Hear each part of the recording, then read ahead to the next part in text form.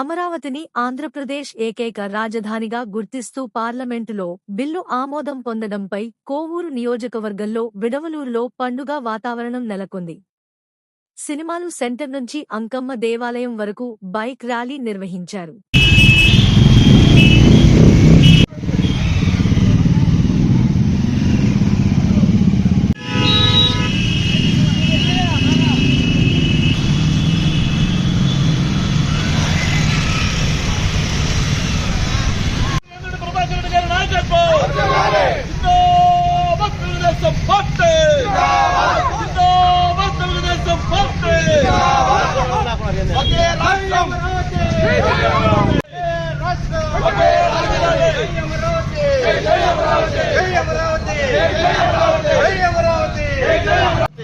ఈరోజు మన కోవూరు నియోజకవర్గ శాసనసభ్యురాలు శ్రీమతి వేమిరెడ్డి ప్రశాంత్ రెడ్డి గారి ఆదేశాల మేరకు ఏదైతే ఆంధ్రప్రదేశ్ ప్రజల కళ నెరవేరిందో, 8 సంవత్సరాల తర్వాత ఆంధ్రప్రదేశ్ ప్రజల పోరాటం నెరవేరిందో దానికి సంఘీభావంగా ఈ రోజు విడవలూరు మండల తెలుగుదేశం పార్టీ కార్యకర్తలు, నాయకులందరూ మోటార్ బైక్ ర్యాలీ చేసి ఈ రోజు ఈ మద్దతుకి సంఘీభావం తెలియజేయడం జరిగింది.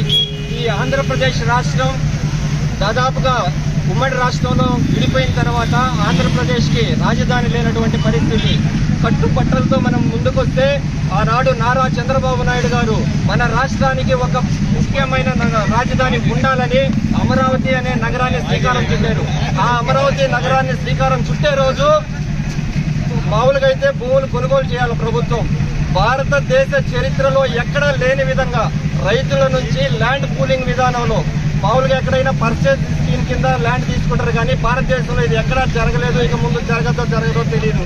34,000 ఎకరాల భూమిని ల్యాండ్ పూలింగ్ విధానంలో తీసుకొని రాజధాని అమరావతి నిర్మాణం జరుగుతున్న తరుణంలో దురదృష్టవశాత్తు 2019 ఎన్నికల్లో తెలుగుదేశం ప్రభుత్వం అధికారం కోల్పోవడం, తర్వాత వచ్చినటువంటి వైఎస్ జగన్మోహన్ రెడ్డి గారు కక్ష కట్టుకొని అమరావతి అనే పేరునే నామరూపాలు చేయాలనుకునే విధంగా అతను ప్రవర్తించి 3 రాజధానులని 3 ముక్కలు ఆడుతూ ఆ రోజు కళ్ళబొల్లి మాటలతో ప్రజల్ని మభ్యపెట్టే విధంగా ఆలోచించాడు.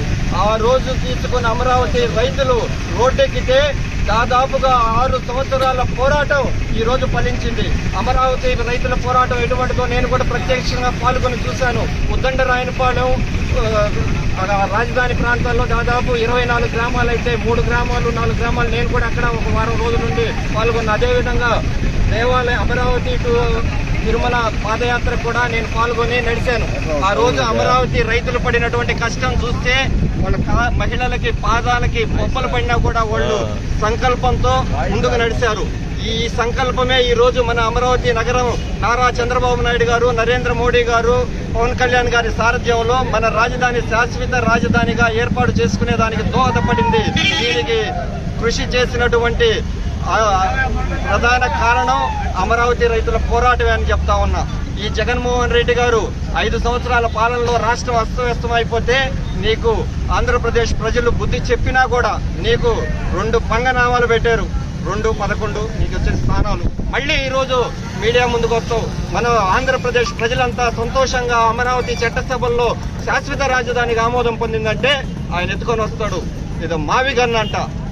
జగన్మోహన్ రెడ్డి గారు నీ వల్ల 5 సంవత్సరాల ఆంధ్రప్రదేశ్ ప్రజల కష్టం, మా నారా చంద్రబాబు నాయుడు కష్టం బూడిదిపోలైపోయింది.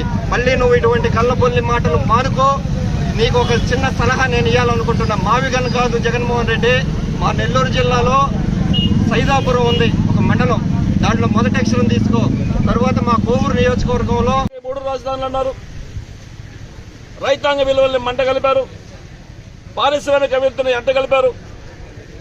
బూతు పురాణాలతో అసెంబ్లీలో ఉన్నటువంటి శాసనసభ్యులు కూడా అనేక రకాల బూతు పురాణాలతో మాట్లాడినటువంటి శాసనసభ్యులు చూస్తాం గత ప్రభుత్వంలో జగన్మోహన్ రెడ్డి నాయకత్వంలో.